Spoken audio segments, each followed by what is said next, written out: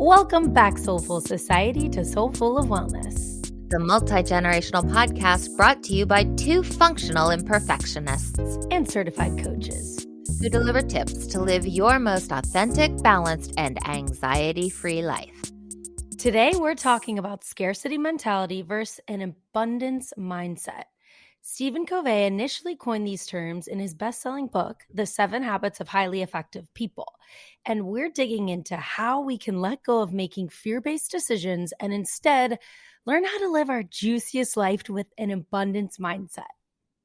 We'll talk about what scarcity mindset is, how you can identify if you're living in it, and of course, we're going to dive into abundance mindset, how you can adopt it, and why living in abundance will change your life for the better.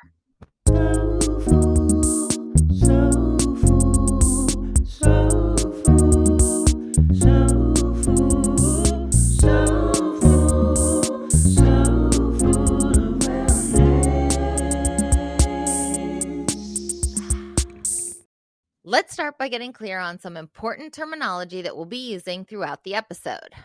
First, scarcity mindset. Mm-hmm. This refers to people seeing life as a finite pie. So basically, anytime someone takes a big old hunk of that pie, that leaves less for everyone else. Mm-hmm. A scarcity mentality is going to keep us from achieving our goals. For sure. On the flip side, abundance mindset. This refers to the paradigm shift to thinking that there's plenty out there for everybody. Lest you think this is pie in the sky thinking. Ooh, back to the pie. There's quantitative research to back this up. We'll reference specific studies throughout today's episode. Perfect. So before we dive into the juicy parts of today's topic, obviously how we can start to live a more abundant life and tame our anxiety gremlins, let's dive in for a second, kid, about scarcity mindset and how it can really impact our lives. I mean, you yourself are just mentioning that this is something that may be coming up for you. Right. I'm seeing a pattern in my decision making and basically in my underlying motivations that sway decisions throughout the course of my life that I don't stand by anymore. I won't go so far as to say I regret, because that's really strong, but I'm starting to see this pattern of basically me missing out on events, on fun things that to me I perceived as involving taking a risk. But I'm realizing what I was thinking was a risk maybe really wasn't a risk. Maybe it was just a fear-based decision. And that fear was rooted in some deep-seated beliefs in scarcity, in the belief that there simply isn't enough to go around. And if I use it up now, I won't have it for later, whatever it is in the given situation. Mm-hmm. And thank you for sharing, my darling. I did not mean to throw you under the bus there by unveiling how this week's topic came about. But we all do. We all feel this and operate from this sense of scarcity mindset because, like we were talking about earlier, society kind of puts this tacit umbrella of there is a finite amount of spots. There's only one first place winner. There's only a certain amount of spots the admissions department at the college you want is going to accept. Mm-hmm. You know, growing up in sports, a lot of kids play sports and you're taught that you either win or you lose. You're either the winner or the loser. Right. As I was thinking back further and further, I was thinking, like, where did this belief system first come onto my consciousness? I thought back, early days of school. Everybody wanted to be the line leader, but only one person can be the line leader. But if you think about it, even that doesn't stand true because there are X number of weeks in the school year, however many it is, it's more than there are students in a class, which goes back to, if you frame it from an abundance mindset, there's plenty of weeks for each person to get their week as line leader. Nobody wants the caboose, okay? No, I know. It was like the consolation prize. Like, right. Oh, I get a special named spot, and it's last by another Last. name. It's so funny that you brought up that example because I just told this story the other day. I'm like, oh, kindergarten, when you have your laminated train on the track on the wall, and if you do something bad, your train gets taken off the track. And it was like the scariest thing in the world in kindergarten to have your train off the track. Oh my God, your behavior derailed you? Yes, That's yes. pretty bad. Wow. That's like a public shaming. I doubt they can do that anymore. Yeah, no, she also like grabbed our arms a lot, which, yeah. Ooh. Yeah, I think a lot has changed since 1999. Just a little bit. So then thinking back through other scenarios where it wasn't presented necessarily as a competition per se, because I mean, let's face it, if you're playing tennis, yes, we can't deny it. There's a winner and there's a loser. On the other hand, there's endless tennis games to be played in your life, and there is plenty of time to be the winner, but I get ahead of myself here. Let's say you're applying to colleges and you have your number one college and you're calculating how many students are going to get accepted into next year's incoming freshman class. Anytime you hear of someone getting into your school, you're freaking out a little bit more inside and thinking, that's one less spot for me. All of these chances in life where there was a finite amount and they got filled ingrains in you very deeply that there's a lack in all areas. Mm-hmm. There's never going to be enough of everything. So you've got to scramble and you've got to be competitive and you can't wish well for others Right. because if they get, then that's less for you in some cosmic sense. Right. Or it's like, well, you had your chance type thing. And it's like that couldn't be farther from the truth. No. The universe is abundant. It is a fundamental law of the universe. There are energetic laws that exist around us, like the law of abundance, the law of attraction, like all of these wonderful invisible things that impact our lives so intensely. Yeah, these energies at play behind the curtain. Right. So just because we're not privy to the inner workings doesn't mean it's not happening. Mm-hmm. Doesn't mean there isn't some larger structure at play, something that absolutely makes sense just because we don't understand all the details of how. Mm-hmm. Energy is invisible. And if we can vibrate at the highest frequency possible, most of the time, we're going to start living in that vibration, that high vibrational living. So basically, the point of saying all of this is that we understand why so many of us continue to operate from a place of scarcity thinking, from this lack mindset, even when we believe better, we believe more. I absolutely have embraced living from an abundance mindset, but old habits die hard. And I still find my default decision-making criteria to come from this fear-based lack place. I'll make it more concrete for you. A friend offered a trip to Italy. She was saying, all you have to do is get your plane ticket. And I was thinking, oh my gosh, I really want to do that. But if I take off work, yes, I have the days, but do I want to use them? Because if I use them, then I don't have them. And yes, I have the money, but if I spend all that money on just a few days, like think of all the fun I could purchase with that same money spread out over more time. What I noticed is this is how I make these decisions. I have the resources, but I still don't seize on these opportunities because I'm afraid that if I do, then I won't have. Then what happens? Did I jinx myself? Did I bring this on myself? I shouldn't have spent it when I had it. I should have saved it. But why? For what?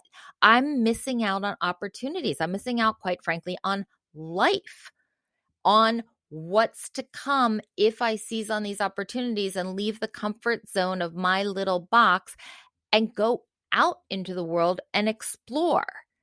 Once again, some people might be listening to me thinking, honey, that's not really taking a risk. But to me, it feels scary. To me, it feels like a risk to blow all that time and money, even though I know it's going to be fun. I can't make it make sense because it doesn't even make sense to me. It just is, unfortunately, real to me. So at the time, little did you know you were operating from a fear-based mindset, sort of doing all this cost-benefit analysis, not even leaving room to be excited for this possibility and this opportunity. Mhm. But it sounds like now, after making that repeated decision, it sounds like you're reflecting a little bit on, maybe there were opportunities that would have been worth it. Maybe I want to change my tune a little bit and try some new things and operate from a different mindset. That's exactly what I've been reflecting on. I started thinking back on some of the really just most absolutely fun times of my life. The times that if I could, I would live that week over again or those 4 days over again. And they were all these impromptu, out of the box, not part of my daily life things that I actually had the courage to say yes to, despite my inclination to say no and be conservative. But in those moments where, for whatever set of circumstances, I felt powerful enough to be open to the possibilities and I did them, and I was so much better for it. The experiences were so much richer than what went into them, that it was worth all that they cost, in air quotes, because I don't just mean financial, and then some. So why, if I know that, am I not always able to make decisions from this abundance mindset, from this, oh, I'll open myself up and I know even more will come? I still get really scared and small, and I get smaller because I think, no, cling, cling. It sounds like you're starting to force yourself and help yourself grow out of that small feeling, that sort of fear, Yes. the fear-based operating. I'm not sure. I'm not sure. And like your awareness is starting to shine a light on it. Almost like I'm trying to think of like a metaphor or analogy that's not gross. Okay, shining a light. When you shine a light on a bug, it'll like skedaddle away or whatever. Yeah, like when you turn the lights on and the roaches all that's Yeah, typical ew, city ew, that's what I dwelling. was thinking Yeah. of. I don't know why it's so gross, but I was thinking about you shining a light on that fear-based decision making and mindset, and scarcity mindset is almost like making the light particles scatter, and shining a light on it is making you Mhm. aware to be able to change it, Yeah, that has to, move like, out of it. dissolve away, Right, fracture right. away. Exactly. Yeah, and so that's basically what we wanted to share with listeners today, so that you can learn from my experience, hopefully not have to spend 5 decades making decisions from a fear-based place. Oh, you're being hard on yourself. I am, but with a little bit of justification. No, we need some love in there too. Okay. So basically, essentially, to boil it down to it, with that scarcity mindset, like we've mentioned multiple times, you're living from a fear-based operating Mhm. system. Yes. So with that, with those decisions, what we tend to do as humans, our brains love to connect dots, make up stories. Our brain then starts to rationalize this decision making. Well, it'll Mhm. save me more money. Well, I won't be exhausted or hungover. Well, and the list goes on and on and on. But we need to recognize when we're starting to exhibit this behavior as sort of a habit. With those justifications that you just said are so important, because they masquerade as responsibility, but they're actually just constraints. They're just ropes holding you back, Definitely. but Yeah, they yeah, yeah. say, "No, I'm being responsible. I'm being hmm financially responsible, or I'm being mature, or I'm doing the adult thing." But how often are you betraying yourself? How often are you kind of putting your desires and wants to the side? And with that, we need to pivot to a healthy sense of entitlement. I hear the word entitlement, I think negative, Mhm. but it's everything is on a spectrum, right? So if you have this healthy sense of, I am worthy of that trip to Rome, Yes. I am worthy of this quality time with my best friend, I am worthy, I am worthy, I'm worthy, then we can begin to shift the belief and then shift the habit and the behavior. And that's ultimately what we're trying to do. We came up with 7 things that we've been integrating. We have clients who've been integrating these into their day-to-day lives to Mhm. make progress in unearthing sometimes decades, but at least years, if not decades worth of ingrained scarcity mindset to just break free of the chains that come with that, to begin to live more and more and make decisions increasingly from this abundance mindset place. Okay, Kit, which one of us do you think will have a better accent to say this Buddha quote? Like a good sounding, like I'm almost thinking about Mufasa, because we're about to. Okay, that's really easy. I'm going to go with not What? me. Okay. I don't do accents at all. All right, I'll try it. At all. The mind is everything. What you think, you become. Buddha. Very good. And we promise some science to back up what we're saying. So it's not just, oh, Kit and Kaylin think this. So I'm going to sprinkle a little in here. A study done by some researchers at Yale and Miami University, done on middle-aged adults, revealed that those with more positive beliefs around aging lived 7.5 years longer than those with less positive self-perceptions of aging. A healthy mindset can indeed prolong your life. Right. So you're looking at things through a lens of gratitude for your current state of being, for your current circumstances, for your current life. You're looking at things under a gratitude perspective, which is linked with abundance, right? There's enough for everyone, and I love my life, and I also want this too, but I'm worthy of it. Gratitude for what you have, gratitude for what you are, for the knowledge you've acquired, for the experiences you've had, but also gratitude for what simply exists. All right, another study, and I love this one. Many listeners have probably heard of Carol Dweck, Stanford psychologist, written many books that we've referenced occasionally in other podcasts. She examined the mindsets of young students. She found that children who have a growth mindset and believe that intelligence can be developed are better able to overcome academic challenges than those who have a fixed mindset and believe that intelligence is predetermined and therefore finite. I love this one because it speaks to an important component of living from a place of abundance, which is a willingness to make wonderful things happen for yourself. Yes, you can, here's my air quotes again, manifest what you desire, but it's so important to note that manifesting is so different than a fairy godmother who magically grants you wishes so that all your dreams instantly come true. Hate to break it to you, she was a funny character in Shrek, but she's not real. There is no one who is going to come wave the wand. Yeah.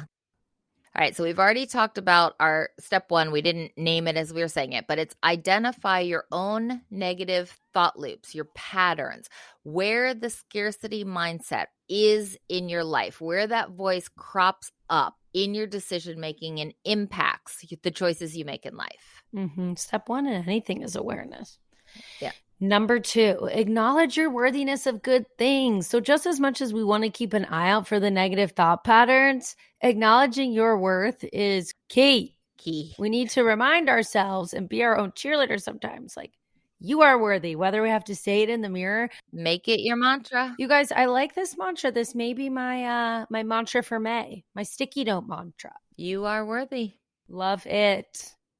Number 3. It involves making a perspective shift. This also could be a mantra. The universe is abundant. Ooh, love that. There is enough to go around. There's more than enough to go around. There is plenty. Yeah, there's more than plenty. It's plentiful and then some. The universe has no finiteness of anything. No. So expansive. And that's why, it's the opposite of the fear-based operating system. It's so expansive and trusting and just acknowledging of the endlessness. Number 4, we really already talked about this, but so that we name them as we say it, cultivate an attitude of gratitude. It's the recipe for anything and everything that has to do with raising your vibration. Growth. Yeah. Number 5, Identify what abundance means to you. What will living in abundance mindset do for your life? I love this. This is even a good journal prompt, a Mhm. good Yeah, journal prompt for you to write great down. question. What does abundance mean to me, and what will an abundant mindset do for me? This is just an ode to the fact that you're the conscious creator of your life. Sure, of course, external forces, circumstances, situations happen to us, but it's really all about how we respond to it. So if we can operate from a sense of empowerment and acknowledge that, we can change our outlook, our energy, and our response to things, it really allows for us to then live in that mindset. Number 6, train your mind to recognize the possibilities. Ooh, yes, yes, yes. All right. Have you ever seen the basketball gorilla on YouTube? Oh, I know exactly what you're talking about. I've seen that in psychology class. The people Yes. dressed up in the costumes, and you have Yes. to. Oh, okay. Yep. In fact, Okay, I I do. think they showed it to us at Georgetown at one point, and they say, "Count the passes by the people in the white T-shirts," and you're so focused on just because there's also people in black T-shirts passing, but you're busy ignoring them, and then in walks the gorilla. Not to give it away, spoiler, sorry. All right, an abundance mindset allows you to see more in your life, more options, more choices, and more resources. Right. Harvard did this well-known study where they basically determined that people who hyper focus on one thing literally fail to see the other possibilities right in front of their faces. I feel like I'm getting a sense of like an ice popsicle. You're just frozen where you're at, and your rigidity is not going to allow for the opportunities to come your way. Because if you're not open and aware, Yeah, it's classic the horse with the blinders. The brain can only absorb so much. So if your belief is, I can't do it, or it's impossible, then any other thoughts contradicting that, you don't even see them. You're not even aware that they're there because you're so focused on the constraint part of it. the goal is too rigid. Right. We need a little bit of flexibility for sure to manifest. So start training your mind to loosen its focus and create an expanded awareness. Ask yourself, if you had all the time and all the money in the world and you knew you couldn't fail, what would you be doing? Questions like that will help to open your mind to what's possible. There is enough to go around. There's more than enough to go around, and you are just as worthy as the next person. You deserve it. You're worthy, and there's plenty, plenty, plenty to go around. Believing in that, believing you're worthy, and understanding that the more we're open, the more we can trust, let go a little bit, and be grateful. Plenty of good to come our way. And so I just think that keeping a close eye out for our emotions can be really good indicators. If you're feeling a little bit jealous or bitter or resentful about something, it's a good thing to take a look at that, because that's just telling you something about your desires and your beliefs. What's behind that? What's behind the curtain? What is Oz saying?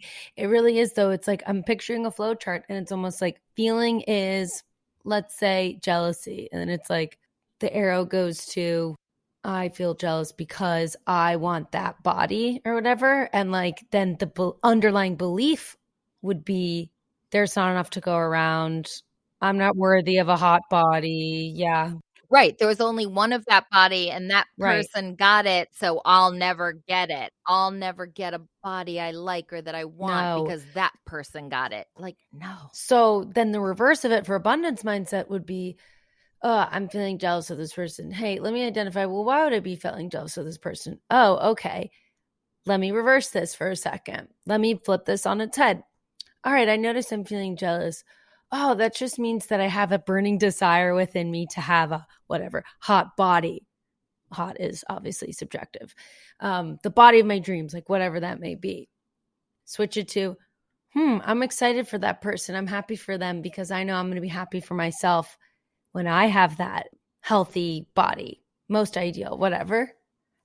I will even raise you a gratitude. And I have gratitude for that person for raising this new awareness in me of that priority and goal I now set for myself. And then you say your mantra, which is, the universe is abundant. There's more than enough to go around. Yes.